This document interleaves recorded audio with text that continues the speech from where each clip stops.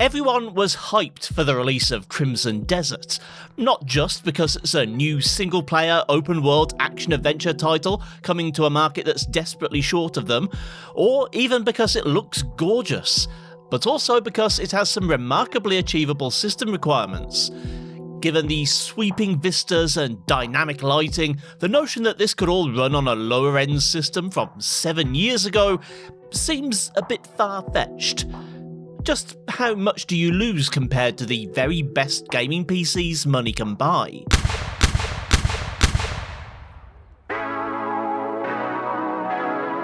I've set up two PCs for comparing the latest games in 2026, one representing the lowest spec I think you can get away with in AAA titles, and one representing the elite tier of modern gaming rigs. The latter machine is boring. Blah blah Ryzen 7 9800X 3D, blah blah GeForce RTX 5090 provided by the kind folks at Scan Computers.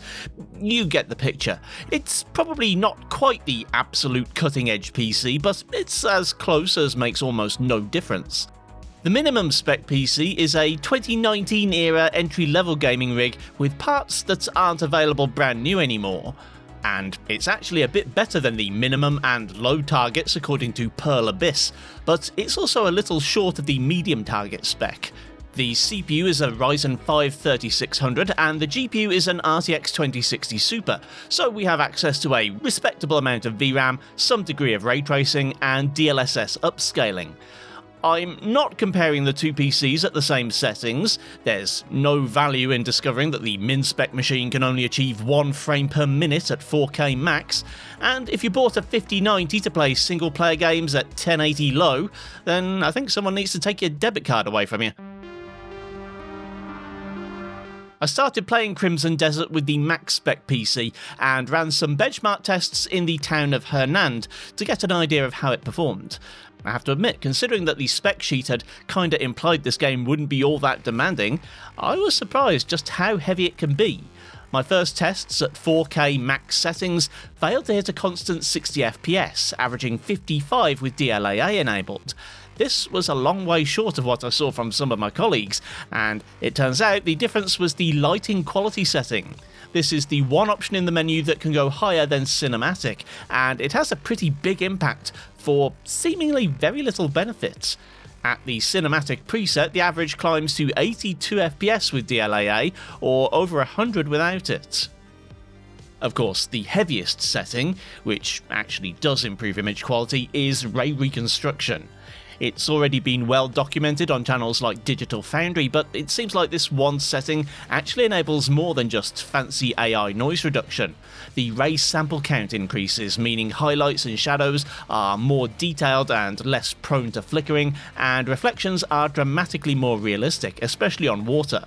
Simply enabling ray reconstruction can cut average FPS down to just 32, and with DLAA being mandatory, that means for a roughly 40% impact on like-for-like performance. Quality upscaling drops the render resolution to 1440p, and of course has very little in the way of image quality reduction. The ray reconstruction test averages over 60, with drops as low as 55 FPS. Whereas without ray reconstruction the average is over 80 and lows don't drop below about 75 FPS. To get a perfect 60 lock with RR enabled means dropping to DLSS balanced, or an internal resolution of around 1253p.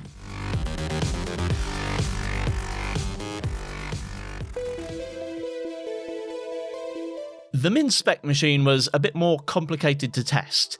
My usual practice is to try to hit 60 FPS, preferably with percentile lows no more than 20% below the average. But after dropping to the low preset and trying with and without ray tracing, there just wasn't a way of hitting that target without a serious loss of quality.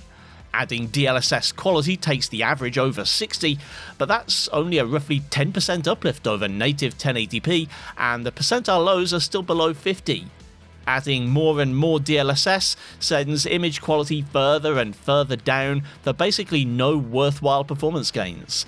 This is DLSS 4, which isn't using any of the new upscaling models. Choosing DLSS 4.5 or 4.5 Model L causes a significant drop in performance even compared to native 1080p, so it doesn't really make sense in this case. Unfortunately, that's just par for the course with these older RTX cards, but these newer DLSS models are a no-brainer for 40 and 50 series owners. As there's pretty much no hope of achieving my target FPS without burning image quality to the ground and salting the ashes, I decided instead to just forget about 60 FPS altogether. After all, this isn't a competitive game, and accepting that 30 to 50 FPS is a perfectly playable frame rate is a healthy first step towards being happy with what you've got. For my third set of tests, I loaded up the optimum settings according to Hardware Unboxed, which are a mix of Ultra and Cinematic with a couple of things dropped to high, all chosen according to how much they affect quality without negatively impacting FPS. This meant for a 44 FPS average at native 1080p, dropping only as far as the 30s and looking pretty damn good. Also, I tried ray reconstruction, for the hell of it, only to find this static scene was achieving 9 to 10 FPS, with DLSS performance still failing to hit 30. For the image quality comparison then, I had the lower spec machine running at native 1080p with ray tracing enabled and using the optimum quality settings according to Hardware Unboxed. The high-end PC is running at 4K with balanced DLSS 4.5 and all the bells and whistles enabled, including ray reconstruction. Crimson Desert uses ray-traced global illumination, which makes for accurate dynamic lighting and shadows, but at lower settings the reduced ray count means more noise and flicker and more errors. Hub's optimized settings dramatically improve matters compared to the low preset, but it's still a long way off when compared to ray reconstruction, which isn't practical on this GPU.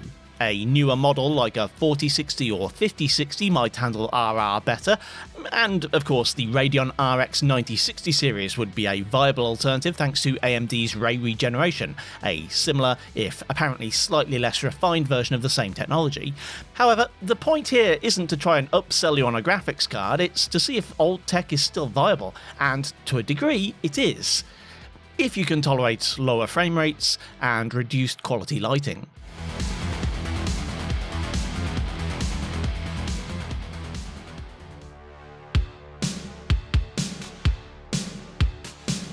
As many people have already noted, Crimson Desert's one main visual flaw that affects every platform or quality setting is draw distance. Even the maximum spec PC sees small items and debris pop into existence a metre or two in front of the player, rather than subtly change level of detail or even fade in as you might expect in other games made in other engines.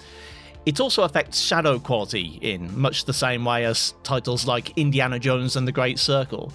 That game can have its LOD distance increased with a console command, or use path tracing to give perfect shadow rendering at any distance.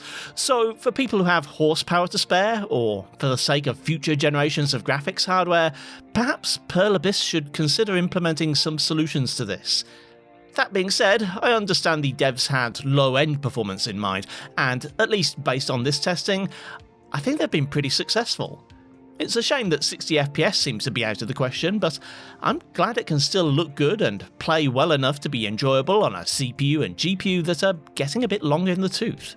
I don't yet know how it runs on genuinely low-end hardware like a GTX-era GPU or modern integrated graphics, but I'll be including Crimson Desert in my benchmarking roster for 2026, and I've got a few older GPUs lined up for testing in the coming months. In the meantime, thanks for watching, kindly do the usual YouTube things if you feel so inclined, and I'll see you next time.